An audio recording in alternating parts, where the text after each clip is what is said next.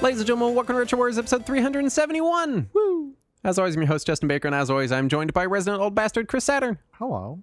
Saturn, we do have housekeeping. Do we? And it is that I've ingested an abnormal amount of caffeine right before the show started. Yeah, you ingested a normal amount of caffeine, just abnormal for you. It's abnormal for me. Yeah. I try. So we do the show later in the evening. And for people that don't listen to the uncuts, like, we're recording like 2-hour blocks twice in a row. So it's like 4 hours of recording. Damn near. And I try not to drink caffeine before the shows because it gets me like too zipped up. And then by the end of it, I'm crashing. Meanwhile, I'm just like steadily drinking caffeine throughout the show every time. Yeah. And I gotta. You can tell space by it how out. energetic I am. The other day I had to cut back on my morning caffeine because I was like giving myself heart palpitations. Oh no. Because I was drinking it all too fast, and then I would just sit there on the couch like sweating and feeling like Bugs Bunny in the cartoons when his heart's like beating out of his chest. And I was like, probably should cut back. Yeah. So I've cut back. Now I have 2 small cups and I separate them instead of one giant cup that I chug. I pretty much drink caffeine from when I wake up until like 2 hours before I go to bed. That's all caffeine time, and then I stop the caffeine in the last 2 hours. Yeah, well, it's hard because like I don't have coffee on all the time. Mm-hmm. My favorite teas don't have caffeine in them, and even the ones that I also kind of like don't have a lot. And I don't drink sodas, so there's not a lot of sources for me to get it. Just pure energy drinks. That's it. Yeah. No, I do drink 12 Monsters. Do those have caffeine in I don't them? think so. No. Okay, well, that's good. Fine. Yeah, that's good. I can hear my heart. My week, I've been playing more of the BattleTech. Steam says that I've put in like 40 hours. Which is a lie, because I left it on for like a whole day one time to see if it'd say anything, and you didn't. So I thought about it. I saw it a few times, and I was like, whatever, he's having fun. Every time I leave something on for a long time, Saturn always PMs me. He's like, hey, you've been playing that game for a while. Did you leave it on? Only when Discord says, like, playing for 19 hours, and that's just funny to me. Yeah, I've got like, hold on, I'm going to check it. Because I spent a lot of time in Tabletop Simulator trying to figure out like getting modules and stuff working so I can play games with friends and stuff, and like editing, Tabletop Simulator like mods. Yeah. And so if I'm working on something, I'll leave it up for days. And so I just checked. Tabletop Simulator says I've played it for 258.9 hours. Huh. That's normal. Which I doubt is correct. Because that's just a lot of hours. Yeah. But all this to say, I've been playing BattleTech. I've been still greatly enjoying it. I'm now so I restarted. I bought it on Steam because I had the GOG version, but installing GOG games on the deck still just kind of sucks, and I'm lazy. And it was on sale for like $12 for all of it with the DLC I didn't have. So I was like, okay. And I'm now farther in my Steam game than I was in my other game's campaign. Okay. So I'm making steady progress, still really enjoying it. Nice. And it's a good time. I did mess up. I don't know if I talked about it on the show. I had started a career on accident, and a career is different than a campaign. How? And so I'd been playing career mode, and career mode is just like the campaign, but there's no story. Oh. And career mode, I guess, defaults to like no save mode. Is career mode when your BattleTech dude starts as a rookie and then gets drafted by the NBA? Yeah. Yes. Okay. And the next thing you know, you're playing for the Mavs. So I put in many hours, and finally one level I was like, all right, I'm going to save scum this. Mm-hmm. And it was like, yeah, you can't save. You're in Iron Man mode. And I was like, I never want to be in Iron Man mode in anything. Unless you're playing Iron Man. Yeah, unless I'm playing Iron Man, and then I want to constantly be in Iron Man mode. Is there? It just occurred to me there's like not a good Iron Man game. I don't know. I didn't try any of them, but was the one that Sega put out on PS3 and 360 bad? I'm gonna say yes because I don't remember it. What about Iron Man versus Exo Manowar on Super NES? Was that bad? I remember that one, but I never played that one. Yeah, I never played it either. What's the difference between Manowar and Exo Manowar? Well, I know Manowar. He's the gray one. Okay. but then I don't know what XO Man. We're off. It's Wait, okay. wait, the gray what? He's the gray looking Iron Man. No, that's War Machine. Oh yeah, it is, isn't it? Yeah, you're Yeah. right. Oh. Well, shit. I don't know who Manowar is then. We're off the rails. Yeah. In the first 3 minutes of the show. Yay. So I've been We're way playing past 3 BattleTech. minutes. It's a good game. I still recommend it. It's on sale like all the time.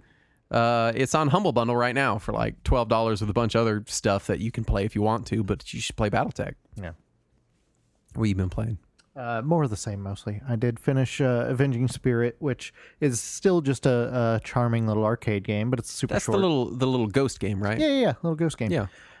And I also am playing more of Klonoa, which I went to Klonoa 2 after finishing Klonoa 1, and now that it has little tutorial pop-ups, it'll like tell you how to do things in stages, unlike the original that just assumed you had held a controller before. Yeah. And could figure these things out. And I posted in the chat one of the tutorial pop-ups that popped up and tells you how to navigate a stage, and it starts with Ride Bird. And I'd mentioned that sounds like just a colorful way to tell someone to fuck off. Yep. Just like, hey, Ride Bird, you motherfucker. Ride Bird has now fully entered the lexicon of the Retro Warriors Discord server. Yes, it is. It is my new favorite way to tell somebody to fuck off. Ride Bird. That guy over there can just ride Bird for all I care. Why don't you go fucking ride Bird? Piece of shit bird riders. Other than that, I did get my copy of Castlevania Anniversary from LRG finally, a year and a half after I ordered it looks so cool. It's so much stuff. Yeah, it is super, super cool. And the little shadow box lights up, and it plays the level 1 music from Castlevania. And it's just a lot of really neat stuff attached to a game I already own and have no real desire to play right now. Well, but Saturn, now you can take all that stuff, take a couple pictures, look at it, put it all back in the box, and put it on a shelf, and enjoy knowing that it's there. That's what I've been doing. Thank you. See?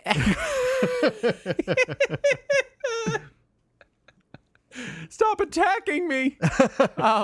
Yeah. No, it is. Well, It is a really neat set. It's got some really cool stuff in it. A nice little art book, and a soundtrack, and all the fun, neat stuff that is no longer available because it's fucking LRG. And yeah. at least the game itself you can buy. They're selling that through Best Buy, but that you can get the game digitally for half that price. I've never really been a big special edition game person. In the few times I have bought special editions, I've always regretted it. Like, I think the last big one I bought the Sonic Mania that came with the 1.5 tall Sonic statue. Yeah, so goofy looking. And I got it and I took it out and I was like, yeah. And then I was like, the fuck do I do with this? The worst part about that one is it doesn't come with the game. Like, it came with a code. Yeah. And here's what's even more frustrating. It came with the code inside of a fake Genesis cartridge that slid open and had a real metal gold ring in it. Yeah. And then you scratch the code off. And then the code is on like a metal card. Yeah. And so you feel dumb throwing any of that away because you're like, well, I paid $70 for the special edition. Yeah. But then you're like, now I'm just keeping a metal card and a fake Genesis cartridge? Like, what the fuck? And then, like, why? 6 months later, they did release it on a cartridge. Yeah. Yeah. But I got a 1.5 tall Sonic that says Sega when you turn the Genesis on. It is a really nice looking statue. I don't want it. I don't know what to do with it. Do you want it? You take it. I've got one. Take mine. Why do I need a second one? Paint it red. It can be Knuckles. That's not what Knuckles looks like. It's close enough. Jesus. We just did a whole episode about Knuckles. We could glue some little spikes on his gloves. I'll paint it for you. Okay? You do like painting things. Now I kind of want to paint it to just look like derpy Koosels. You can look like Metal Sonic. And then maybe I could get in there and mess around with electronics and make it be like Sega. Like really sad sounding. Suga. Anyway. You could turn it into Shadowe, the Dark Hedgehog.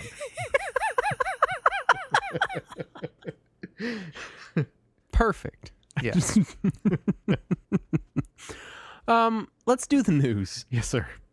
First up, a new Fatal Fury was announced at Evo. They still do Evo? I know that.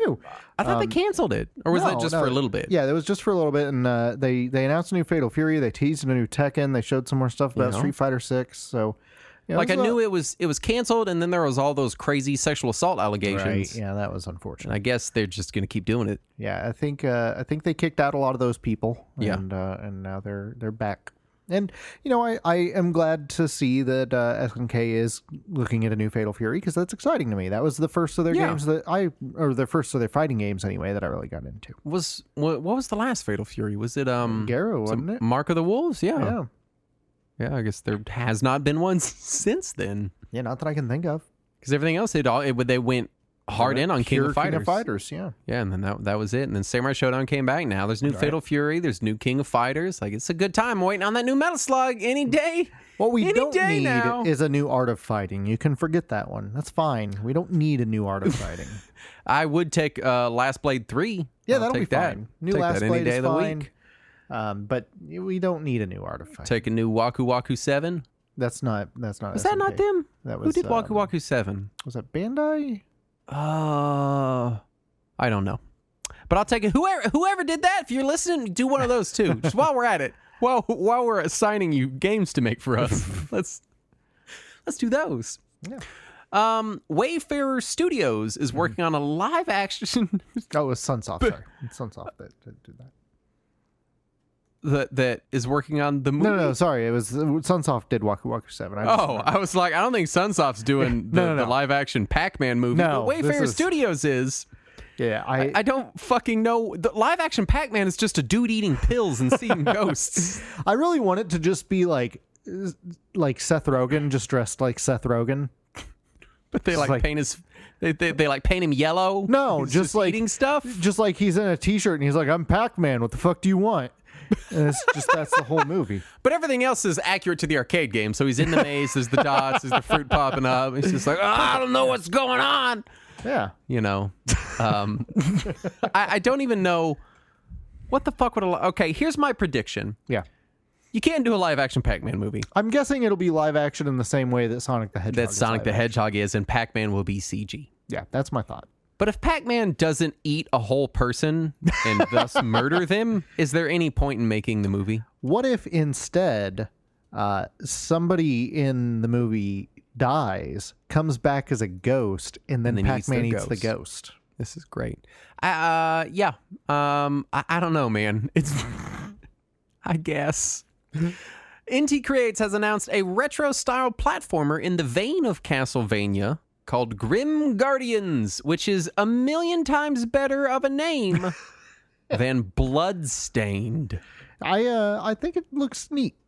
Yeah. The Inti Creates does good stuff. Yeah. Aside from Mighty Number 9, we can ignore that one. But, yeah. But they've done a lot of good stuff. They did the 2 Curse of the Moon games for Bloodstained. Yes. Didn't they do the what was that game on 3DS? Azure Striker, is that what it was? Yep. That was them, right? That was really good. There was like 2 or 3 of those. Those were real good. Yeah. And I'm excited to see Castlevania from them. Right. I just don't want them to do Mega Man again. You tried. Stop. If you do try it again, maybe try harder. Super Mario Brothers speedrun record beaten again by 5 frames. That's crazy. How? What is the current time on the current world record? Do we know? This information? Like 8 seconds. I'm sorry, 8 seconds? No, I'm just throwing numbers out there. I don't know the actual. The worst part is I believed you. I'm like, really? That's crazy. How'd they even get past the first level? I assumed it was like a glitch. They have the glitch runs where people beat games in like 45 seconds, Right. Let's see if I can find the exact time. It's a ludicrous amount of time. Yeah. Let's see. 4 minutes and 54 seconds. So, okay, the previous record was 4 minutes, 54 seconds, and 881 milliseconds. And the new record is 4 minutes, 54 seconds, and 798 milliseconds. Like in my head, I'm like, even if there were no obstacles at all and you just ran as fast as you could through only the necessary worlds to beat the game, I still don't know how you do it in that amount of time. It's pretty nuts. This is insane. Unfortunately, it's a very short video, so you can watch it. Yeah, well, yeah, it's less than 5 minutes, right? Yeah, it is. Two-player mode discovered in Super Punch-Out after 28 years. Yeah. So cool, right? I haven't gotten around to actually trying it yet because there's no other second person in my house. But it does support Nintendo Switch Online. So theoretically, you could play this new two-player mode on Switch Online using its online capabilities. So Super Punch-Out is the Punch-Out I've never played. It's for the best. I've played the other Punch-Outs, and I've always heard that Super Punch-Out was kind of the lesser Punch-Out. It's closer to the arcade Punch-Out. Yeah. And that's not my style. I liked the more puzzly rhythm game that was the NES game versus the more traditional game that is Super Punch-Out.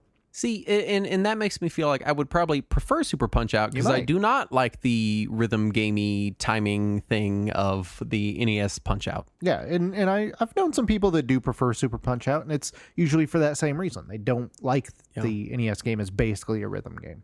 I'd go so far as to say, and this people are going to get upset, that I don't really like Punch-Out. That's fine. You're allowed to not like Punch-Out. I don't hate Punch-Out. I don't know. Alone in the Dark getting a reboot by THQ Nordic. I had forgotten that Atari sold this. I guess they needed some money to fund Atari coins or whatever they're calling them. Right, for their hotel they're opening. Right, yeah. Right. No, it's it does look decent, and I'm all for more horror games. It's not like Konami's going to give me any. Yeah, no, because there's a bunch of Alone in the Dark games. Yeah, there was several. The last decent one was on Dreamcast. Yeah, so it's been a minute. And then there was a recent one. There was a reboot on 360 and PS3 that Atari put out, and it was garbage. I feel like I played one of the Alones in the Darks. Alone in the Darks. Aloners in the Dark. Aloners in the Darksness. I played one of them. Yeah. I don't remember which one. It would have been a real early one. I really don't remember. I'm trying to look now, but it's the anyway. 3DO one, the original one, is definitely a very, very early survival horror game, and has some wonky graphics. But it's still neat to see. Just based on its age. Former Konami staffer who worked with Sony to delist PT spoke publicly on 8th anniversary of the game's release. And she clarified some things. There's some things she still couldn't say.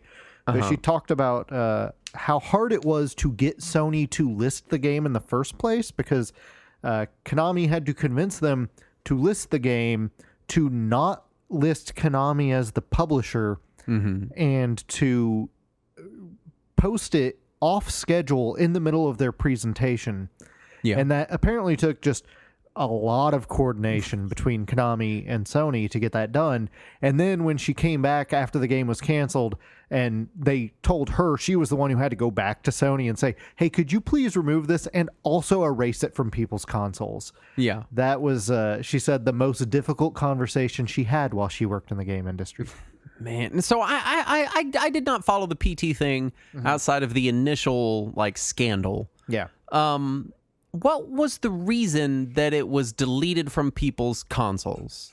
The actual, I understand them delisting it, but this happens. Delisting happens. So they delisted it, and then they removed it from people's libraries. But then they added it back to the libraries, but they removed the ability to re-download it. Yes. And then there was apparently some sort of glitch that said that the game was eligible for an update, but the update really just erased it. And Sony says that was a mistake and that it was not meant to be pushed, but it did erase it from several people's consoles. That seems just really convenient. It does, doesn't it? Yeah. And finally, Wave Race added to NSO++. Yes. So you get your Wave Race on. And it appears to be the uncensored version. So it's not the one that was on Virtual Console. It's the original N64 version. I did not realize that they censored it. Well, they didn't want to pay Kawasaki the rights for all the Kawasaki logos. Well, yeah, that and all the nudity. Yeah, and all the nudity, all the nude Kawasaki logos. Wave Race XXX. Yeah. So they had replaced all the Kawasaki logos with like Wii and Nintendo DS logos instead. Yeah. So it was a N64 game advertising the Wii to you, which is Great. That's not strange at all. right? And that brings us to our topic at hand. This week we're talking about the Sega Master System, Yes. which is a system we just know so much about. I can't We're basically experts. We are the go-to guys. can't wait to tell you everything I know about the Master System in 4 minutes. Anyway, that's our show. So this is a new format idea that we had. Yeah. Where we which we have many formats. For people that don't for people that don't get After Hours, it's usually me going, well, I had an idea for this, and then we do it like twice, then we never do it again. Yeah. And then 2 years later, we'll be scrambling for ideas, and I'll be like, what about one of those things we abandoned? But Yeah. a lot of times we don't cover things because we just don't know them. Yeah, because we didn't have any experience with them, because we don't have any Right. history with them. And so We're that not- leaves a lot of stuff off of our table. Yeah, so we end up with stuff that we're not super familiar with, and I feel like we don't try to be a historical authority on video games, Right. but you want to be some kind of authoritative when you're talking about something. At least be open-minded. And so this is just kind of us trying to get out of that comfort zone a little bit and say, hey, we like I've literally played less than before this show, less than like an hour of Master System total in my life. Huh. I've never seen one in real life. I played more of that of just Wonder Boy 3. Yeah, no, I've had the Wonder Boy remake, so I didn't Right. play Wonder Boy 3. So why would I go back to it? Really, the whole idea is that this is us discovering the Sega Master System. This Did is you us just looking. say idea? Idea, yeah, I did. I didn't mean to, but this here idea, it just slipped out of me. That's fine. That's fair. I just I couldn't let it slip, and I'm sorry. A little bit of the Texas came Right? out. I couldn't Happened. stop it. So this idea is. I don't know why it's funnier the second time. It's just us talking about exploring the system now. Without any nostalgia behind it. Yeah, there's no nostalgia fueling this, and you'll notice that as we talk about stuff. So yeah. As far as scope, the Sega Master System was tremendously unsuccessful here. Right. It did real bad. Yeah, it did so poorly that a lot of retailers just didn't even want to carry it. Even Sega fans here don't even seem to kind of give a shit. Sega seems to, in America, starts at the Genesis. Yeah, they don't. Even Sega doesn't tend to acknowledge the Master System when they look back. Yeah, so it's because like as an adult, I've met people that are like big Sega fans, and everything's Genesis forward. Very few people that I know that are big time Sega fans care about the Master System. That's just how bad it did here. Yeah. And also, most of this stuff is going to be cursory glances. These are not games that we're very super well familiar with. Yeah, and we don't have all the time in the world to dig deep into them at this moment. And Yeah. maybe we will later pick a few of these and do episodes on them. But today we don't have the time to spend hours on each of these, unfortunately. Right. So this whole episode is basically like, I played this for a few minutes. Yeah. This is how I feel about it. Right. It's just a chance to give us a chance to explore the library a little bit and see what it is like and what we have been missing. So step me through some very basic Sega Master System info before we get into first encounters. So it was originally released in Japan as the Sega Mark III in October of '85, around the same time that the NES was coming out in the U.S., so a couple of years after the Famicom came out. And then it was re-released in Japan as the Master System in October of '87 after the Western release, because it released in North America in September of '86 and in Europe and possibly Australia in June of '87. I couldn't pin down the Australian release date, Brazilian release was in 1989, and it has continued to be on Brazilian shelves since. The Brazilian market for the Master System is insane. Nuts. Yeah. Insane. It's the weirdest. Yeah. Oh, I love how much they love it. They do love it. They have all the nostalgia for Master System that the rest of the world has for not Master System. Yes. So the redesigned model, the Master System 2, was released with no card slot. It only takes cartridges in 1990 in North America, Australia, and Europe. And then also they released the Power Base converter or Mega Adapter or Master System converter, depending on which region you're in 1989 or 1990, which allowed you to play Master System games on a Genesis or Mega Drive. Europe also got a redesigned model of that called the Master System Converter 2, which fit on the second model Mega Drive. But those of us in North America or in Japan, we have to use a first model Genesis or Mega Drive if we want to use the power-based converter.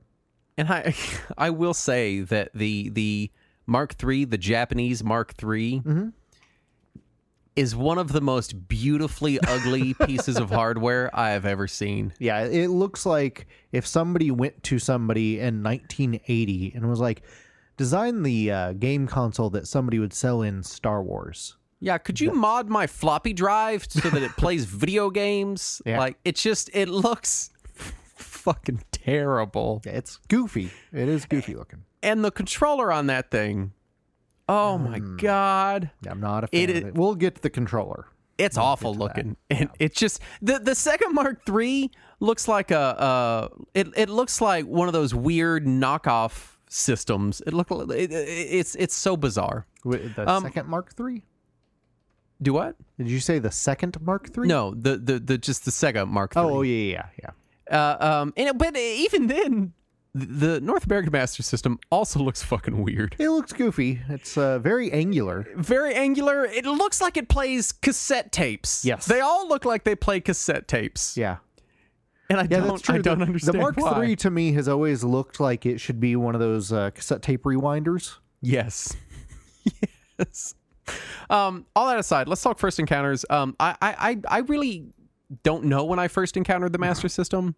Again, I've never seen one in real life. I do remember in the long ago in the aughts. Yeah. When I would go hit Movie Trading Company and buy a stack of NES games for like $40, and go home with a dozen NES games and just play them.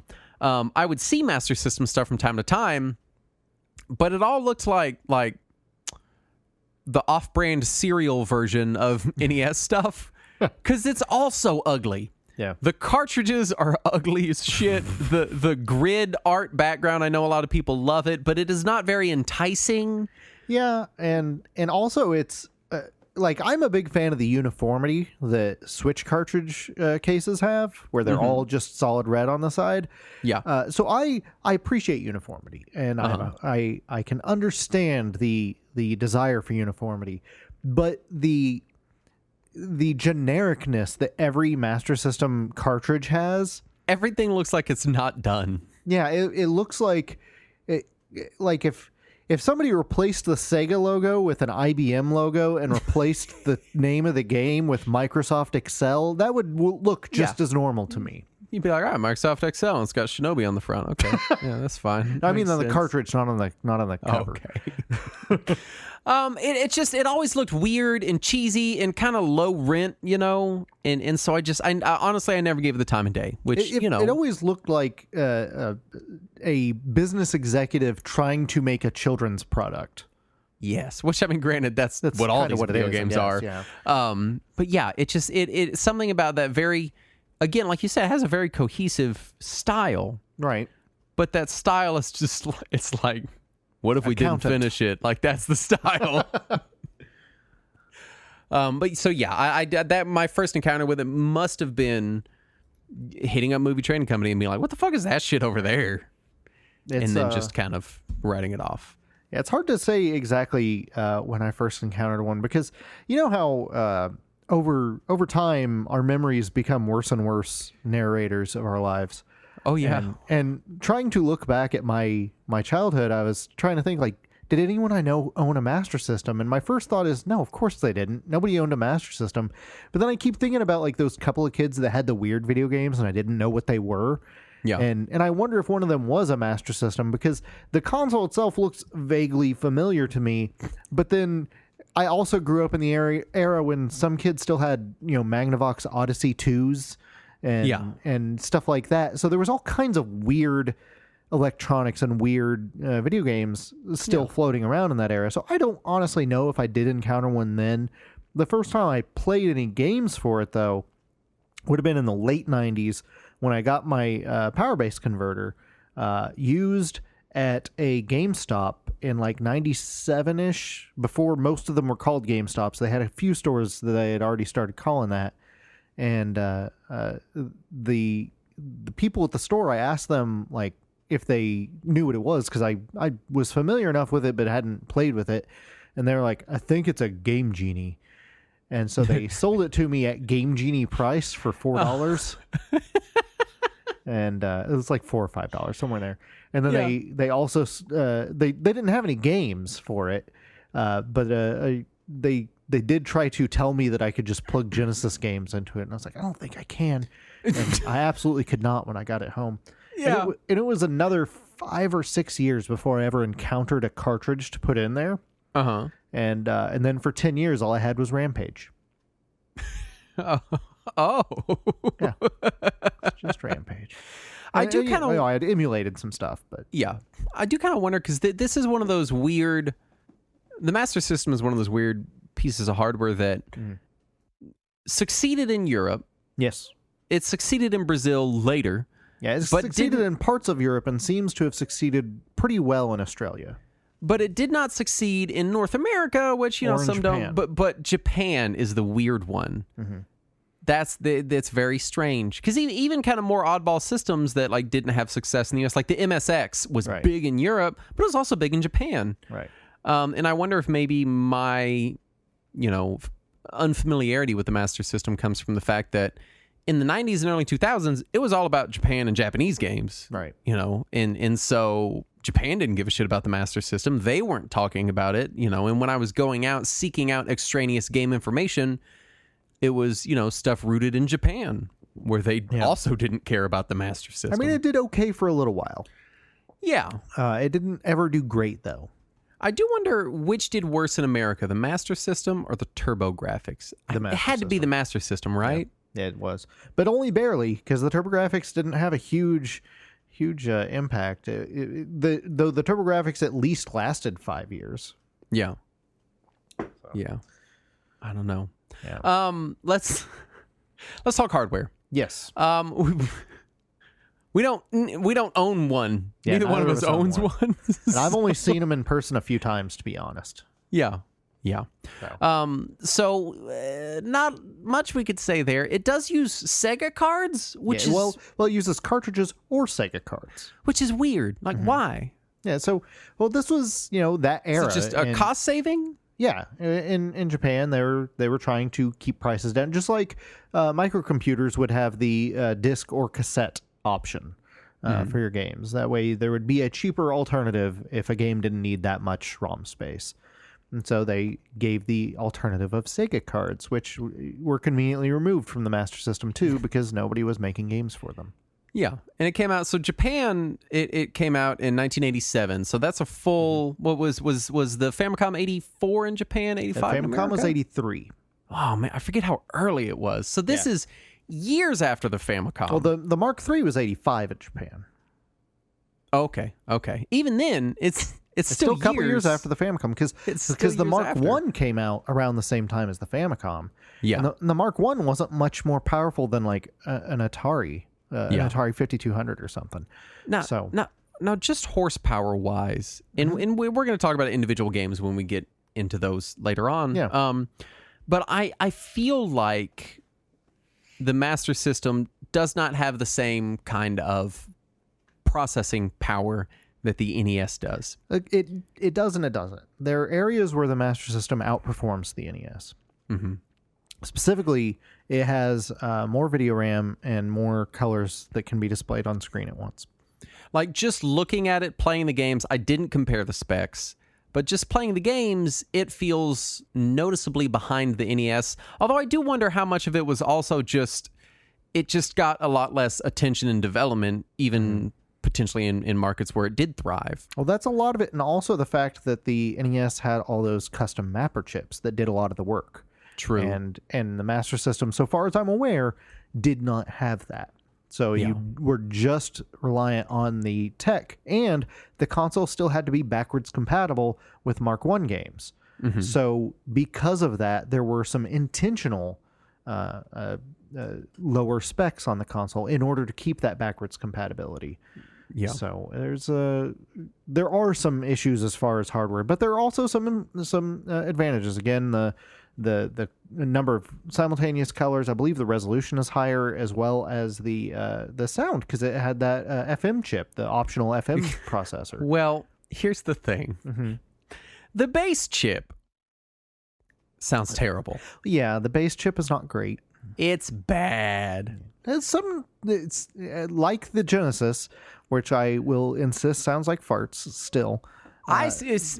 There are some composers for both Master System and Genesis that are able to make some really great sounding music on the console. I'm still not going to say it's the sound chip is, and I also wonder again if it's just that we're not seeing the kind of effort and consistent focus put into it as we saw in the Famicom.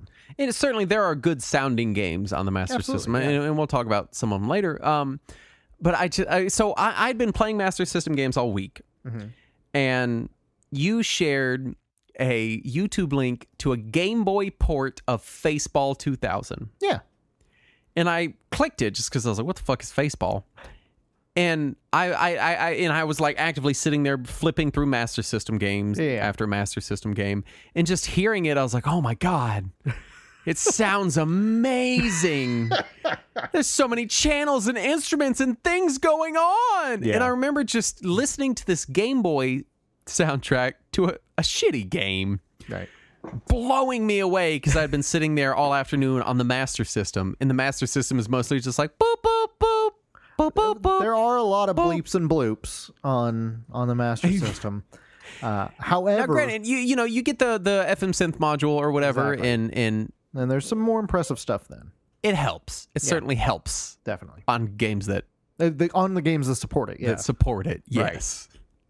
Right. But the sound is noticeably worse than the competition, even then, like compared to like the TurboGrafx. Well, the TurboGrafx also came out years later. True, but I'm lumping it has a 16-bit chip in it. Lumping them all together. It's not fair to compare the Master System to the Turbo, because I feel like, all right, so what did the Turbo came out in 1987 in America. The Genesis in America the Turbo came out in 89. 89, which is in the Master Systems, what is it, 86 in North America? 86, and then the Genesis came out in 89, the week before the TurboGrafx.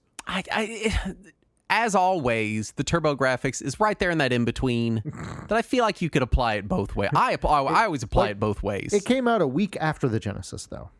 Yeah, but the Genesis took a minute. Right, but I'm just saying that hardware-wise, it does make more sense to compare the Genesis to the TurboGrafx than the Master System, just because of what tech NEC and Hudson had available to them when they were making the TurboGrafx versus what Sega had available, especially since they were trying to make it backwards compatible as well.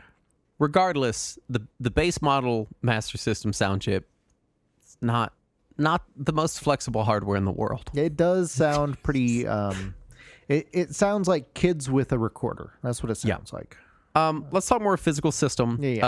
Because there's some baffling design here. True. Some really, and now granted, the Master System, the same way that the TurboGrafx in my head always kind of sits between that 8 and 16-bit era, even though, as you demonstrated, it kind of isn't, Right. Yeah. The Master System, to me, just features wise, seems to kind of sit between that, like, Atari and NES late era. Atari and NES era. Yes, I will that. agree with that one. It always felt like it was the 8-bit console that had more in common with Atari than it did with Nintendo, and that always seemed weird to me. And because one, the pause button is on the console. Correct. Yeah. What? It's just such a weird design choice because, like, I get that and that feels very like old school Atari Coleco era design. It also feels like old school IBM PC design. Yeah, it does. I cannot fathom who is like, because in my head I'm thinking, being a kid, every time you need to pause a game, it's always like your mom's vacuuming, she's about to go in front of the TV, something happened, you're just like, oh, let me pause real quick. To have to get up and go over to the system. To like lunge at the system every time you want to pause. Lunge at it. And especially if like you're in the middle of like some action sequence in the game and you want to pause real quick. Yes. You basically have to lunge at the system. And it is a weird choice. And I have to assume that it is because, and I don't know this definitively, this is pure speculation coming out of my ass, but my theory is that maybe the pause is pure hardware. It's not like a software pause. It's like literally stopping the CPU or something. That would make a lot of sense as to why it is not on the controller. That's my guess. I always love the weird diagram on the front of the console. I still don't know what the fuck it means. Like on the US console, there's this weird diagram, and I assume it's the same in Europe, but I see it. It's got the cartridge or card, power on, control 1, 2 TV system. Yeah, it's the weirdest diagram, and it doesn't mean anything. It just means plug your game in and then turn your TV on. Right, but everybody already knew that. Atari already happened. Let's talk about these game pads. Yeah. They look, I'll say this, they look very nice and comfortable. They look a lot less toy-like than like the NES. And really the Master System in general looks more like early 80s consumer electronics than the NES does. True. To me. Like you said, it's very black, it's very angular, it's very wide format. It looks nicer, but I've never used a Master System pad because... Oh, I have. I live in America. So tell me your experience with the Master System control pad. So the face buttons, there are 2 face buttons, and there's button 1 and button 2, and button 1 doubles as the start button. And they're soft. And they're a little squishy, but they're fine. But the problem is the D-pad, if you can call it that. So it's a rounded square. Yeah. A squircle is what they call it now. Yeah, it's a mush is what it is, because like if you press any direction on it, like a whole half of the pad goes in with your hand. Oh no. Like it's just a big old D-mush that the whole fucking thing wants to go in anytime that you push in a direction. So it's hard to really get a feel for what direction you're pressing, except for there are grooves on it that'll kind of guide you a little. But it still feels like it's not working right because of how much goes in. It's probably plenty precise for the games on the system, but it never felt very precise to my hands anyway. Yeah. Some of the models of it have an optional little joystick you can screw into the D-mush. Which, again, what a old school pre-NES... You say pre-NES, but Gravis was doing that on their PC game pads until the late 90s. Yeah, I mean, you saw it, but it's like the joystick on the D-pad feels so like Atari pre-NES 5200 is what it feels like. Yes, it's like back in the days before like the D-pad became the standard control input, where it's like, well, we want you to have this weird button pad, or whatever they did, or the cross bar, whatever they're naming it at the time. I don't know. But then also you got your joystick. But the joystick is so tiny that it would have to be a thumb joystick. Yeah, it looks adorable. I never got to play with one that had that, so I can't speak to that, but it looks adorable. However, the controller that I did play with was one of the earliest controllers that has the cord come out of the right side. Which oh boy, you mean where your hand goes? Yeah, you mock the Dreamcast controller and its bottom cord, which admittedly is a stupid design idea, but at least they tried to mitigate it with a little groove. It's nowhere near as dumb as right hand cord. I can't even imagine what the fuck they were thinking to put it out the right side of it. Which first of all, shortens your usable controller length because you're facing it, so it's got a curve sideways into the controller. Yeah. Second of all, it's where you put your fucking hands. Yes. And it's so awkward. It feels so awkward to use with the cord just jamming into your finger there, so you can't get a real great grip on the pad. I didn't get to actually play games with it, unfortunately. I just got to hold it at the store, and the dude was like, if you're not buying it, you need to put it back. And I was like, I'm not buying this. So, it makes me wonder if the design was kind of more intended, because this was a thing. There are NES accessories to help you play this way. If maybe the design was more like, hey, they're expecting you to lay this flat on a table and use it like an arcade stick. Which some people did. True. In this era, this kind of really pre Super Nintendo era was when you kind of couldn't do it anymore because you got shoulder buttons. Where people played this way. There's that one NES accessory that's literally just a fucking piece of plastic that you could fit your controller into and lay it flat, and it gives you little wrist rests. Yeah. And that would also play into the weird joystick thingy. If you're supposed to use it like a tiny arcade stick, that makes sense. Right. But the side cord still doesn't make sense. I'm sorry. It's still weird. Let's talk games. And the games we played. Now, I want to talk about how I went about this, because you very kindly went into our Discord and you're like, hey, Master System people, what Master System games should we play? And then everyone was very nice. A lot of our European friends gave us good lists of hey, we like these games and this game and that game. And our Australian friends also provided some information, yeah. And I ignored it entirely and just picked random games. I noticed, yeah. You did not. Right. But I thought because you're following the list, I want to pick just some random shit. Oh, okay. And so I just played random shit. And I tried to do it. So what I did was I opened Emulation Station. I imported a full ROM set of Master System ROMs that are, of course, legal backups of my Master System collection. So what strikes me as funny about this is this would be like if somebody was discovering the NES for the first time, and they were told, you should try Mega Man, you should try Zelda, you should try Castlevania, you should try Mario, and they're like, okay, so I'm gonna play Amagon, I'm gonna play Scat. Widget the World Watcher. Yeah. Okay. Low G Man. All right. A little bit of Shatterhand. So here's what I did. I scraped all the ROMs, and I did the scrape that gives me the screenshot box art description and the little video. Yeah. And also when you do that, it scrapes metadata that includes what people have rated the game. Okay. So basically, I just kind of looked for stuff that looked cool the way I would in a video store if I'm just looking at boxes. Well, what about this grid with a ninja on it?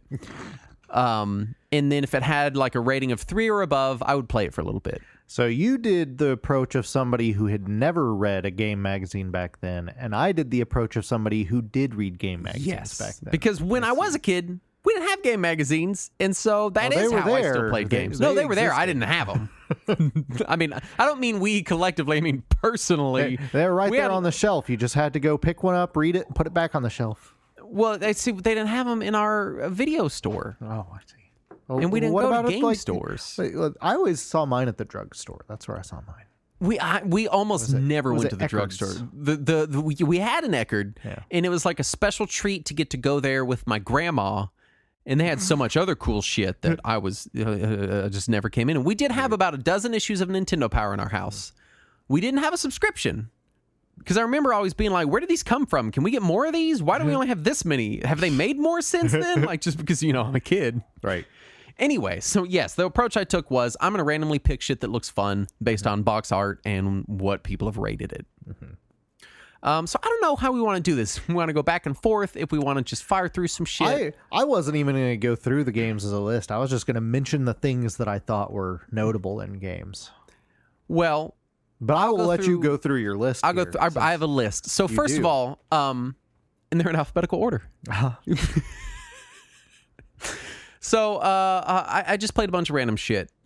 First up, I played Asterix. And there are 3 Asterix and Obelix games on the Master System. Well, it was a popular system in Europe, so that makes sense. Yes. And it was actually... I played a lot of platformers on the Master System. And a lot of them are very bad, like Tiger handheld level experience. Yeah. And they don't sound much better either. The Asterix game I played was pretty fun. It's a relatively decent platformer. You alternate between Asterix and Obelix. It's not outstanding, but just gameplay-wise, because I feel like on the NES, you can just start grabbing cartridges and get a pretty decent amount of like just okay kind of side-scrolling action games. Maybe not amazing, you know, but your low G-Man level quality games. And that was not my experience on Master System. Don't make fun of low G-Man. It's a good game. So you're coming in here to knock the system after having intentionally ignored all of the best games on it. I played some of the good games too. Uh-huh. I played Cyborg Hunter, which was such a cool idea for a game. It's a side-scrolling action game, but it shows you 3 screens at all times. Yeah. And the top left is your first-person radar. Mm-hmm. Top right is the map, and the bottom screen is the actual playing of the game. And so as you're walking through, you have this radar showing you that enemies are coming up onto the screen, which is a feature I never realized I wanted in side-scrolling action games, because half the time something jumps on the screen and you're not prepared for it. Right. In this thing, it like shows you like, hey, there's a blip in front of you, and then you have to traverse these maps. It's kind of maze-like. It was just a really cool idea. Nice. Danon, the Jungle Fighter. Did you play this one? No. Oh, man. This is pretty good. I feel like this could have easily been an NES game. Huh. It's sort of like a Legendary Axe vibe. That feels like a backhanded compliment at the SMS. I like a Legendary Axe. No. When you say this could have been an NES game. Yeah, and I'm going to say it a lot, because a lot of these games I play, and I'm like, it just feels and sounds a little dated. Yeah. Danon is a lot of fun. It's kind of like Legendary Axe, but there's like more of a story kind of RPG thing going on, really big detailed sprite work, which I noticed was sort of a defining feature of a lot of the games I really enjoyed on the Master System. There's a lot of games there with just real big sprites. I played Dino Basher starring Big Nose the Caveman. So I want to stop you on this one. That game didn't release. It was canceled on the Master System. Well, I fucking played it. You played a prototype of a port of an NES game, because Big Nose the Caveman is an NES game. See, I'm just picking random. I don't know. It was pretty fun on the Master System. It's not bonk, but it's all right. How is it compared to the NES original? I don't know. I don't think I've ever played the NES original. I played Dragon Crystal. This was shocking to me. This is an actual roguelike. Yeah. Like a real deal roguelike. Right. The map is obscured, and as you walk through it, it's revealed. It's a simple game because it's the Master System. But it feels kind of like a much fancier Gauntlet almost. All the basic roguelike elements are there. You're like bump attacking your way through different levels and picking up items and drinking random potions and shit. It was really cool. It was really exciting to see a real, actual functioning roguelike on the Master System, which is not something that exists on the NES, which is my parallel. I did play Golden Axe Warrior, which I know is on your list of actually good games. Actually good, notable games. It's weird because a lot of the games that you've been playing are all Europe exclusive or were not released. Yeah, well, that's okay, you know. Golden Axe Warrior is weird. It is definitely an action RPG. Yes, and it feels very Zelda. There's a save system. There's cute sprites. It's got a good soundtrack, and it's kind of more than just a little Zelda. Oh yeah, it is like, what if we did our own Zelda? It's got the shield, top-down sprites, bushes blocking things, water enemies that shoot fireballs. There are moblins in the game. They're just moblins. There are a few things I want to say about Golden Axe Warrior real quick, because one, graphically, it's incredibly impressive. You can really tell how much more screen real estate they have because of the higher resolution that the Master System runs at than the NES.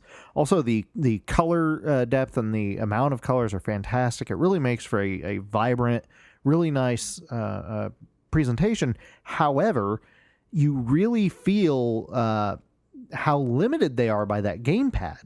Yeah. The lack of buttons compared to the NES really limits the experience compared to Zelda. And you can feel that, and it feels also the actual hitboxes and collision detection. They're weird, wonky, and I get that they are in the original Zelda too, and it's probably just that I have spent decades playing Zelda, so I'm used to them. Well, the thing about Zelda is everything in Zelda is for the most part, pretty squarish. Yeah. And so I just feel like it's easier to find the hitbox than Zelda. Right. I'm not saying the hitboxes are amazing. No, but but in Golden Axe Warrior, I struggled to find the hitboxes. Yeah, from and time to part time. of it is that Zelda is on a grid. You can't move off of that grid, so you know where the hitboxes are going to be. And because this is a little more fluid in its movement, which is great, it hurts that the advantage of having the grid was that you didn't notice how wonky the hitboxes were. Yeah. You get the kind of like low tier brawler experience where like you think you're lined up and then you're not lined up. Yeah. And then or you get think hit. they're not lined up on you and they shoot an arrow and you die. It definitely feels like a really hard game. Oh, yeah. Visually, really impressive. way nicer than Zelda. Yeah. I'd agree Now, with granted, I have a lot of love for Zelda, but it's me also too. kind of a muted brown game. that. Right. And also it's definitely one of those earlier NES games. And granted, it was Disk System, not NES, but still, it's one of those games before they started using tons of custom chips in the carts and had all these fancy graphical capabilities. And so it does look pretty basic for NES. Whereas Golden Axe Warrior looks pretty impressive. I played Laser Ghost, Saturn. I'm sorry. And I played it because it was called Laser Ghost. Right. How are you going to not play Laser Ghost? Okay. And we haven't even talked about the gun. Yeah, I was going to talk about that here in a little bit. But The light phaser. Yeah. There are a freaking ton of light phaser games on the Master System. we also didn't talk about the 3D headset either. Oh, the Sega Scope. Yeah. Laser Ghost is just, I played it because it was called Laser Ghost, and I assumed I would be a ghost shooting laser beams, and I think I kind of was. It is a light gun game where a woman is walking through a haunted mansion, and you have to protect her by shooting obstacles and monsters that try to scare her away. So it's basically Baby Boomer. I don't know what that is, but if it It's a sounds like NES that, game. then yes. Yeah. It's an NES game where there's a baby that just walks across the screen and you have to shoot at things to protect the baby. Then yeah, pretty much that. Yeah. It's just it was weird and interesting and just weird. I've got three more that I want that are just random choices. Lord of the Sword, which is like this weird like fake Faxanadu side-scrolling thing, and you play this guy named Landau, and you have a sword and a bow, and you rest at inns and you fight monsters and just do like fantasy action game things. Yeah. It's kind of rough, but what I really love is that you have a bow and it's just mapped to the second button. So you get to flip back and forth between your sword and your bow, which is really cool. Nice. I played Predator 2. No, not the 1992 one, but the 1991. And I had so much fun with Predator 2. This is, and I know it's probably a port of something. It's Predator 2. Right. No, it looks like it's a wholly original game from what I can tell. It's pretty good. It is an isometric scrolling shooter. Reviews compared it to Smash TV because I went and looked up reviews. It's very Smash TV in like the presentation. It's not as good as Smash TV, but you play Danny Glover shooting criminals and collecting their drugs, presumably to do later. I don't know what he's going to do with them. But when you pick up drugs, a logo flashes on the screen that says Drug Squad, and you get points for them. Yeah, it looks like they did port it to the Genesis later. And most of the drugs are little baggies, but some of the drugs are just crack rocks. And I think this is like the only time that just a crack rock has been depicted in an 8-bit video game. It's got to be the only one. Well, hopefully. I mean, how many crack rocks could there possibly be? How many predators were there in the game? 0. I never saw the Predator a single time. Right. Every now and then, the little 3 dots, that he does, little 3 red dots, would like show up on the screen, and if they landed on you, you would die. Okay. But I never fought the Predator. I just was shooting people with drugs and taking their crack as Danny Glover, and that was it. Right. It's got different weapons. It's pretty fun. It's pretty much what the movie was just Danny Glover shooting guys and taking their crack. It's a pretty fun isometric shooter. I don't know why it's a Predator game. It should just be Danny Glover collects drugs, because that's really all you're doing. That's weird. But it was fun. I had a good time with it. And then I played Sagaya because it looked like Darius, and it is Darius. It is Darius. That's the U.S. name of Darius too. But it's like a very weird, slimmed down version of Darius. Well, yeah, because it has to fit on one screen. Yeah, no, it's bizarre. It's a bizarre port of Darius. Yeah, Sega was also on Genesis. I think it was on the Genesis Mini, if I remember right. Oh, yeah, it might have been. So let's talk about your list, because I also played most of these. And so I'm just going to barrel through some real quick that I played just because I felt like we needed to. Alex Kidd is still trash. Is that the name of the game? Alex Kidd is still trash.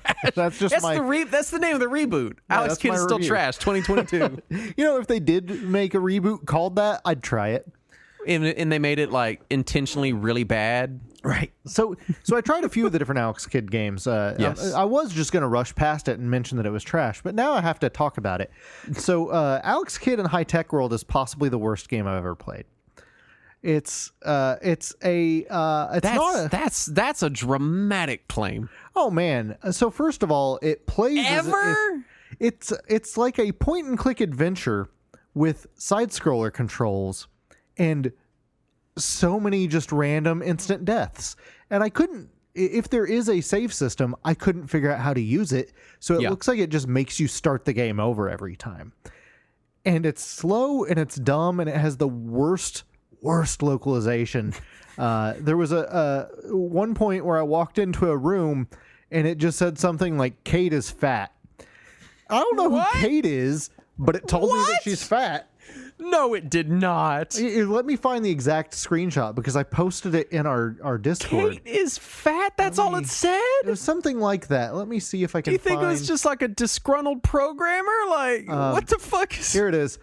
You walk into a room and there's a sign that says, quote, there is a sign here that says Kate is the fattest. She wasn't just fat. She's the fattest. The fattest. There is no one fatter than Kate. She's the maximum level of fatness. Right. So it's just really weird. And I have no idea what that had to do with anything or if Kate is a character in the game. I don't know. It was awful. Just unless you just love point and click adventure games and hate the English language, don't play Alex Kidd in High Tech World. Alex Kidd in Shinobi World was a better game. That one is actually playable. It kind of feels like a mix between Alex Kidd and Shinobi, but like the better parts of Alex Kidd and the more mediocre parts of Shinobi mixed together to make a better game than it should be. Yeah. But the original Alex Kidd is still just trash. Don't do that to yourself. I did. Can we talk about these Sonic games? Yes, the Sonic games. They're pretty good. Yeah, so I have always felt that the first two 8-bit Sonic games were fine, but not great. Like, not as good as the Genesis games, but still pretty respectable 8-bit games. Yeah. I had not played Sonic Chaos before. I played that one. That was good. I tried it, and it was actually really good. I really enjoyed it. I was surprised by how good that one was. Oh, yeah. What I will say, however, is that all three of those Sonic games on Master System came out after Super Mario Brothers 3 came out on the NES, and none of them feel like they are up to the level of caliber of Super Mario Brothers 3. Yeah. And it really, that's one of my biggest issues with a lot of these games that I played on the Master System is a lot of them feel like they're fine games, like they're quality games that I definitely would have enjoyed if I'd gotten a chance to play them back in the day. But all of them feel like they ignore lessons they should have learned from other games that came before them on other platforms. Yeah, like they're trying to exist in this vacuum that isn't there. I realized playing Sonic Chaos that I've always written off the 8-bit Sonic games, and I think I know what it was. I had been told that the Master System and the Game Gear are identical. They play identical. It's the same hardware. If you played one, you played the other. They're the same thing. Yeah, that's not quite true. Yeah, I've learned this. And so I've played a lot of Game Gear, so I was like, I don't need more Game Gear, but on a bigger screen. I don't need that. And so I played the Sonic games on Game Gear, and I was like, that's not great. Right. And so I never went to the Master System Sonics, the 8-bit Sonics, and they're good. I like them a lot. I would say that they're on the whole better than Sonic 1. And I know people are going to give me shit for that. I don't know if I would agree, but I would say they're pretty close to the quality of Sonic 1. They're just very charming and cute. I think something about taking the edginess away from Sonic and just letting him be 8-bit and kind of derpy, is exciting to me. They kind of Mario'd him up a little bit, because it's just a little slower and a little cuter. Maybe that's it. Maybe that's all it is. And I had first played those when they were released on Wii Virtual Console. When the Master System versions were released. And that's when I first played them. And I thought they were fun. I enjoyed them. But I hadn't played Sonic Chaos, and I really think it's much better than those first two. Yeah, definitely. That's the one I had the most fun with that one as well. Yeah, absolutely. Fantasy Zone's great. And these are solid ports of Fantasy Zone. So it's okay port of Fantasy Zone. I don't love it. I think for the hardware, it's a solid port. Did you play Fantasy Zone 2? Yes. Fantasy Zone 2 was until the 3DS re-release was Sega Master System exclusive. It's the Tears of Opa Opa. Yep. And it is pretty rough. True. I've played the original Master System version after the Fantasy Zone 2W had come out on the 3DS, and I didn't love it, and I didn't love it this time. I put more time into it though. It's just it's just rough. Things like you have to destroy every single base through every single portal, and there are multiple sides of each portal in the levels. Just make it kind of meandering, which is not what you want in a Fantasy Zone game. Is for it to be meandering. Have you tried the NES port of it? No, a Fantasy Zone 2? Yeah. No, I have not. Sunsoft put one out in Japan. I keep meaning to sit down and try it because they also did Fantasy Zone 1 in Japan on NES.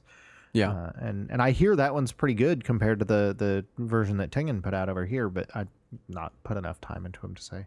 Yeah. I mean, don't get me wrong. Fantasy Zone 2, it's okay. Yeah. It's not bad or anything, but having played the far superior remake, I can't see any reason to go back to it. Yeah, I would say that there are better places to play the Fantasy Zone games. Both of them for sure. If given an option, play it somewhere else. But if you only had a Master System and somebody offered you Fantasy Zone, play some Fantasy Zone, man. If given the option, play it on a 3DS because those are the best versions, and the 3D effect on them is very good. All right, so you should play with it on. R-Type, I thought that was a really impressive port. It's nearly it's like the TurboGrafx port, but with teeny tiny sprites. I think I've played enough R-Type and Ghouls and Ghosts for a lifetime, so I've just not. Those games hate me.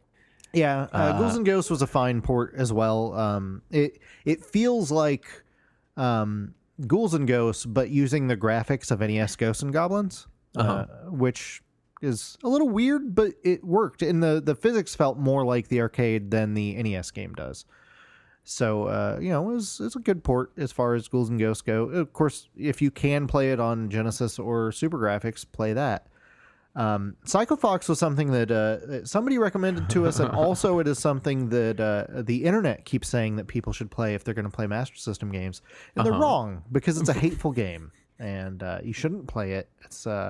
It's awkward, it's weird, it's everything that's wrong with off-brand platformers of that era, where the physics are bad, and the hitboxes are bad, and it's hard to tell when you are or aren't taking damage, and you can't go backwards, and there's a lot of just needless death traps. It's don't do that. So I can't tell. Did you dislike this game? I love it. No, not a fan. Phantasy Star 1 is... man. Star. I love Phantasy Star 1. It is one... I've never finished it because it's tough. I kept meaning to pick up the Sega Ages Switch version, yes, because it adds a map. Yes. And that's the version I would say to play if you're going to play it. Yeah, that alone fixes everything. Yeah. I'm thinking I might load it up on my deck. Yeah, but as far as Master System games go, that's a really impressive one.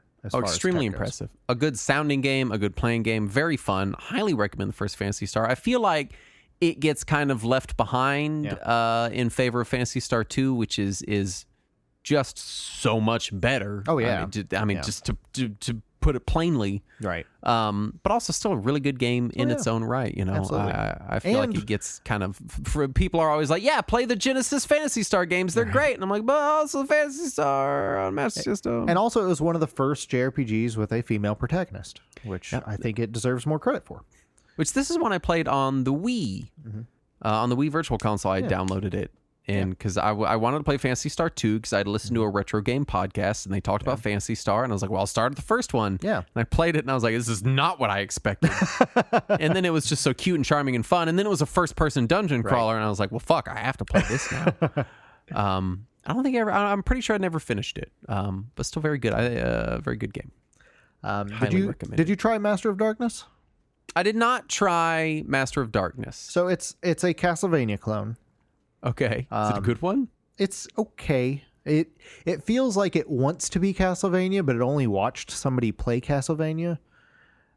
So it like tries to mimic the gameplay design, but it hasn't figured out any of the physics. Wait, no, I think I did play this one. If I did, it was so forgettable that I don't remember playing it. My favorite part of it, though, is the opening text crawl where it tells you that your character's name is Dr. Social. And I don't know why, but that was just the most hilarious fucking name to me. Dr. Social. Good old Dr. Social. He's going to save the world from skeletons and bats. It's me, Dr. Social. I did try 3 of the Disney games that were recommended, Castle of Illusion, Land of Illusion, and Lucky Dime Caper. And, how are they? They're all Disney games. They feel very similar to the Genesis Disney games, World of Illusion and Castle of Illusion. But, 8-bit versions of them. As far as the actual, like, physics, platforming, etc., it feels very similar to the Genesis games. However, I have to say I've never been a super huge fan of those Genesis games, so maybe I'm not the best person to evaluate them. But as far as Master System, they do seem impressive. Like, they seem like they are similar in caliber to the Genesis games. So as far as technicalities, they're good. I always wanted to enjoy Castle of Illusion because it seems like a great game, but just mechanically, it's so much simpler than Magical Quest. Right. That I have a hard time going to Castle of Illusion, having played so much Magical Quest. Because Magical Quest is just so fun. It's a stellar game, yeah. Did you play the Master System version of Michael Jackson's Moonwalker? No. Because I forgot to do it, and I just want to know how bad it sounds. Like, I can't even imagine. Oh, man. I hope it uses the FM chip. I hope it doesn't. I did play Psychic World, which is a platformer, and like when I first started it, I was like, this is pretty solid. Like the hitboxes are slightly wonky, but about the same as a lot of early NES games, so I'll deal with it. And like I was, trucking along, I could tell what the physics were like. It all made sense. It felt like a solid platformer. And then I entered a room with a flower, and my health started draining, and I died, and it started the game over. The fun fact about Psychic World, the original MSX2 version was developed by the Hertz Company. The Hertz Company? Like the car rental company? HERTZ. Weird. I don't know Is who what that it is. says. That's weird. That was my first thought, was the car rental company.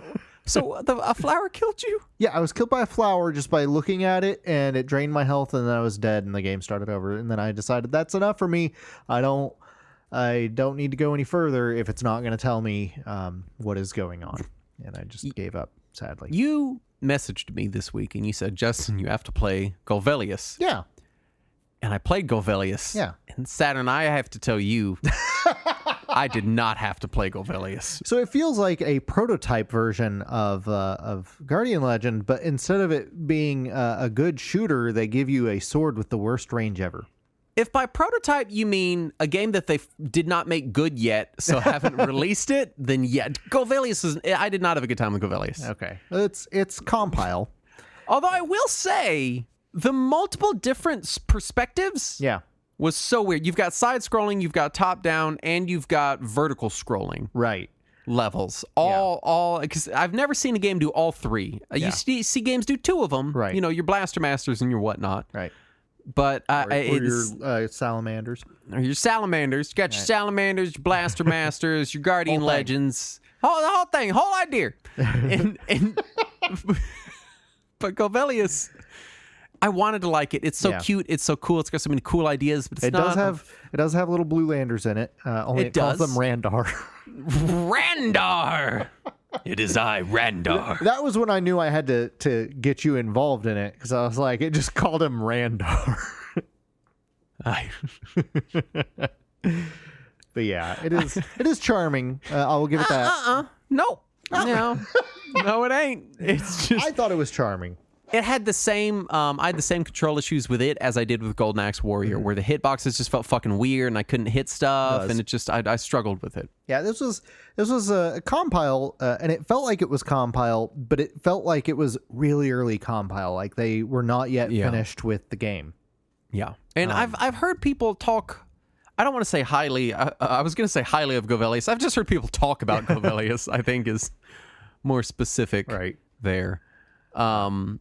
So yeah, but yeah, it is still a neat game, and it's a neat concept. And I wonder if the MSX version is better. That's my concern. Yeah, this is a port of the MSX version.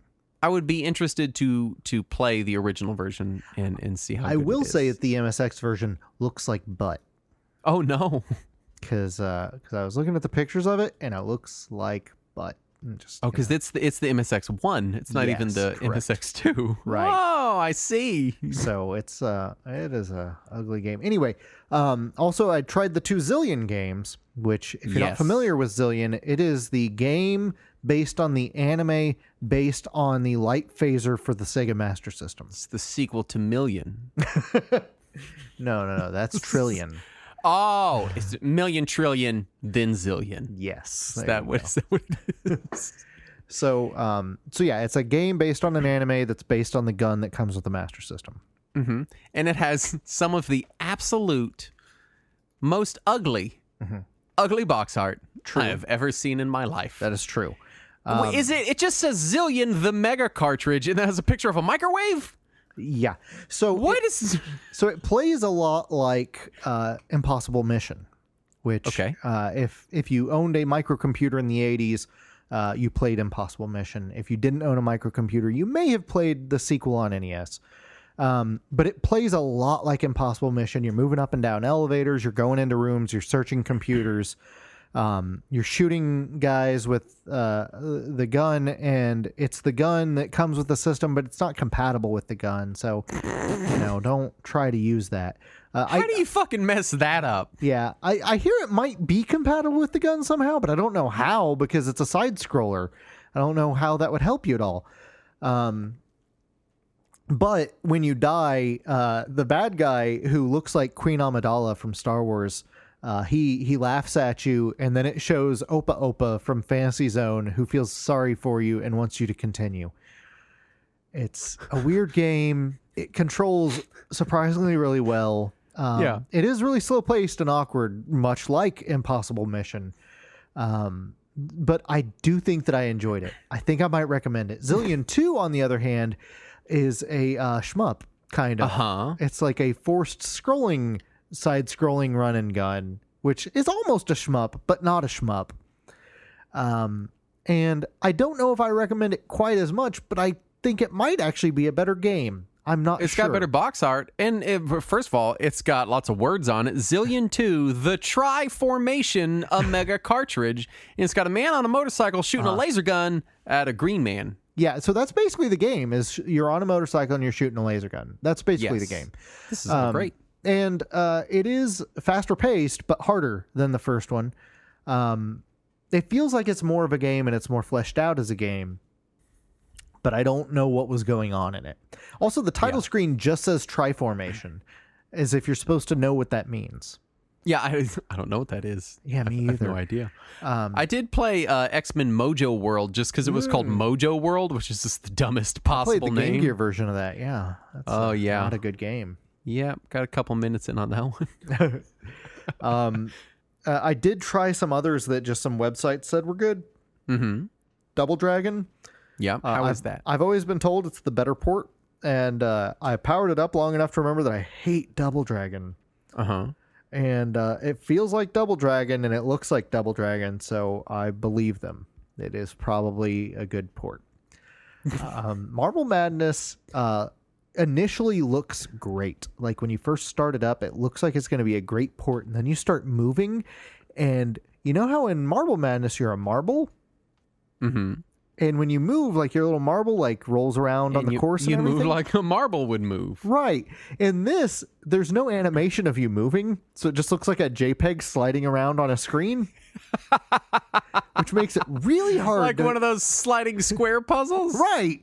It makes it really difficult to feel the momentum at all because it's just like a static image moving around on a screen. Mm-hmm. But aside from that one problem, it is a really solid port of Marble Madness. So that one's good. Shinobi is an excellent port of Arcade Shinobi. My favorite part is when you're jumping up or down to the upper layer or lower layer, it plays the goofiest sound effect. It's great. I don't know what they were going for, but I loved it. It completely killed any drama to the game. It was like, whoop! And I was like, oh, this is great. I love this game now. Outrun's a solid port. And then there's something called Kinseiden that I saw recommended, which is generic ninja game. And it is hard as nails, and I barely got anywhere. But it looked really impressive. It looked really nice for a Master System game. Before we get into final thoughts, I want to talk about what I think might be the pinnacle of the shittiest Sega Master System box art. Oh, God. And I've shared it with you in our private chat. And it is a game called Transbot, which is... It's a picture of a hand holding a Transbot Sega card. That's how a lot of the Sega card box art was. Does it? It was a hand? Yeah. They wanted to show you how small the Sega card was. Who fucking cares? It's not portable. Fucking happening, Sega. What were you doing? Why did you do this? Yeah. What is wrong with you? Cord out the side. Oh, what are we going to do for box art? Everything's going to be a grid. Okay, we're going to like color it or like checkers. No, just a grid. Now look up the box art for My Hero. I like that one better. Oh, no. That one's good. No. Ghost House is pretty good, but My Hero and Teddy Boy, that one's another one. They're all just... It's all just My hero is a dude getting punched in the chin. Yes. Okay. But it's the hand holding the card showing the dude getting punched in the chin.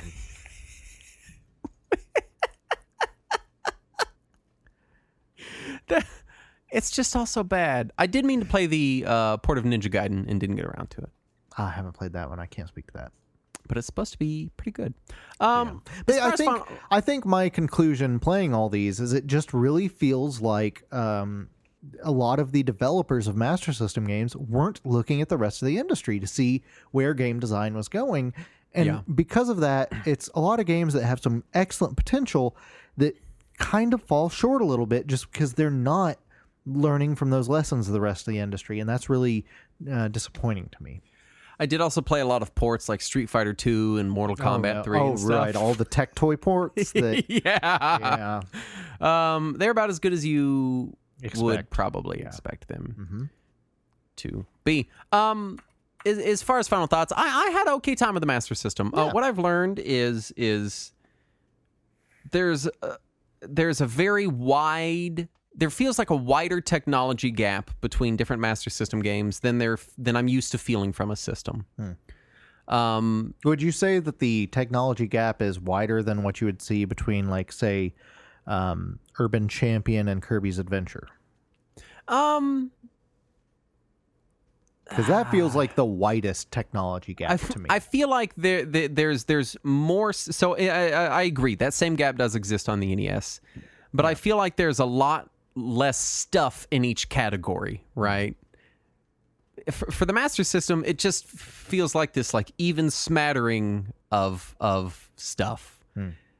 I don't know. It's hard to explain. I did find some stuff I liked. I liked the 8-bit Sonics. Yeah. I had a good time with Lord of the Sword. I really liked that. I liked Dragon Crystal. I want to play more of that because it's a good roguelike. Like, there's good stuff here. Yeah. I just feel like I had to dig a little bit, and I feel like a lot of the obvious stuff outside of like Sonic, where it's like, oh, I'll play the Alex Kids. Oh, I'll play ports of stuff I know about. Oh, I'll go play other Sega games. Right. A lot of the times they're just inferior to their Genesis versions, and it's like these are just strictly worse versions of games. Yeah. And the NES, you don't really have that. You're not like, oh, Mario 3 is a strictly worse version of Mario 4. Like it's you know what I mean? Right. It's sequential instead of parallel. Yeah. And so there it just was a feels lot different. of parallel on the Master System and the Genesis. Yeah. But all that said, I had an okay time with it. Once I kind of hit my stride and realized that there was a star rating system in Emulation Station. Because my ROM set included all the bootlegs and prototypes and weird shit. I noticed. It's but I had a good time with it. I think I've given it a bad rap. I'm not saying that I've totally changed my tune on a lot of Master System stuff, but I will say that I plan to spend more time with some select titles from the library in the future. I left with I want to say a better opinion than I went in with, but I'm not sure I did, because I'm still looking for that Mega Man or that Castlevania or whatever those games are that really stand out on the system and are the games that you want to tell future generations, hey, look back, this is where this genre came from, or this is where this gameplay idea came from. And I've yet to find those on Master System. It always feels very derivative or watered down, or just literal ports. There's so many there's a ton ports of on ports. this system. The few original games that I played, stuff like Zillion and like Master of Darkness, I did enjoy them. They didn't feel amazing, but they felt like things I'm going to go back to at some point just to play some more of them. But I've yet to find those noteworthy games, those ones that are worth hunting down a Master System for. And granted, we didn't mention Wonder Boy at all this episode, which is a shame because the Wonder Boy games are all excellent on there, by the way. If you haven't played them, we've talked about Wonder Boy to the point that it's implied. Wonder Boy is implied. Right, yeah, like play Wonder Boy. Before we did this episode, I'd played plenty of Wonder Boy on Master System. They're all great. I played the first Ys game on Master System, and it's also a fine port. It's not the best port, but it's a fine port. But again, that's my problem. There's some fine ports, but none of them are the best. The relationship between the Master System and the Genesis feels very much the same as the relationship between the Wii U and the Nintendo Switch. Yeah. In that one has kind of made the other one largely irrelevant unless you just want to play those handful of games. Worse versions of the games you already have access to and probably look better, or yes, the small handful of games that are still stuck there. Right. So I don't know. And even then, there was the power-based converter, so you could just play them on your Genesis. Yeah, and there you go. Or you could put on the 3D glasses and play it in 3D, which you should do. And you know what you should also do? You should go to our Patreon. It's at patreon.com/retrowarriors, and it's got stuff on it. You almost formed a sentence there. You got stuff on it that you might like it if you go there, and you can give us money. So we would like that a lot from you. The coffee's wearing down, isn't it? in that sentence, it just left my body. We would also appreciate if you rate and review the show on whatever. I don't know. I don't rate and review stuff myself. I just ask you to do it. You hypocrite. So I don't even know how to rate and review stuff a lot of the time. I tell you what, if you go rate and review us and then tell me how to do it, because then I'll rate and review your thing. Deal? Yeah. Is that we got that deal? We'll make that deal. And we want to thank the following patrons for making this show possible, starting with Craig C. And Logan Sharp.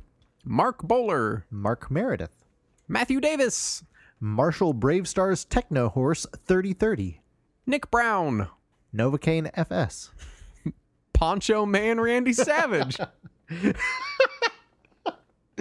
Just imagining Randy Savage in a poncho now. And Retro Game Club podcast. I was watching, someone shared that Macho Man Randy Savage video of him being like, Macho Man experienced the whole diverse range of emotions. Yeah. The Macho Man has cried thousands of times. Him talking to Arsenio Hall. Yeah. And so I was watching it and I was painting a miniature, and so I painted "Oh yeah, dig it" onto my miniature just because I thought it was funny. Nice. And then afterward I was like, why did I even do that? It doesn't even make sense. But one of my minis says, "Oh yeah, dig it." Oh yeah. Anyway, thank you so much for listening. We'll be back next week. And as always, let us cling together.